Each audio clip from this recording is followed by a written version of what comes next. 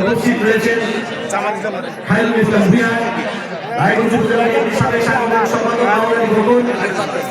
সভাপতি আব্দুল রাজ্জাক ভাই, স্বেচ্ছাসেবকের আহ্বায়ক মোকাদ্দেস, নামাইনগর ইউনিয়ন বিএনপির সাবেক সভাপতি রমজান ভাই, নারায়ণগঞ্জ ইউনিয়ন বিএনপির সভাপতি গোলাম হোসেন, সেক্রেটারি সাংবাদিক রেজাউল করিম খান, সাংগঠনিক হজরত আলী, রুমগাছা ইউনিয়ন বিএনপির সাংবাদিক সভাপতি সাংগঠনিক হজরত আলী সহ আজকে ছাত্রদল, যুবদল, স্বেচ্ছাসেবক দলের সকল নেতৃবৃন্দ সবাইকে জানাই সংগ্রামী সালাম, আসসালামু আলাইকুম।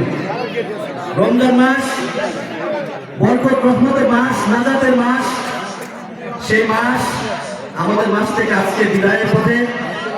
আজকে আপনারা জানেন যে রমজান মাসের শেষ দশে আমরা পৌঁছে গেছি।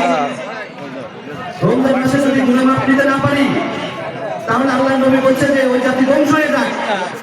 আমরা আল্লাহর কাছে আজকে এই ইফতারের আগে একটা প্রার্থনা করি যে আল্লাহ যাতে রমজান মাসের উসিলা করে আমাদের সবাইকে মাফ করে দেন, বাংলাদেশের সকল মানুষকে মাফ করে দেন, বাংলাদেশের সকল মানুষকে হেদায়েত দান করেন, ফিলিস্তিনি ভাইদেরকে, মুসলমান ভাইদেরকে যাতে হেফাজত করেন, দেশনেত্রী বেগম খালেদা জিয়াকে সুস্থতা দান করেন, নেক হায়াত দান করেন, দেশনেত্রী বেগম খালেদা তারেক রহমানকে সুস্বাস্থ্য এবং দীর্ঘায়ু দান করেন, যাতে বাংলাদেশকে একটি সুখী সমৃদ্ধিশালী বাংলাদেশ গড়ে তুলতে পারেন।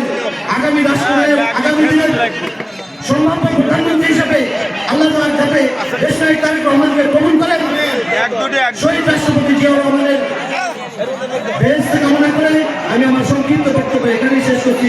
বাংলাদেশ জিন্দাবাদ।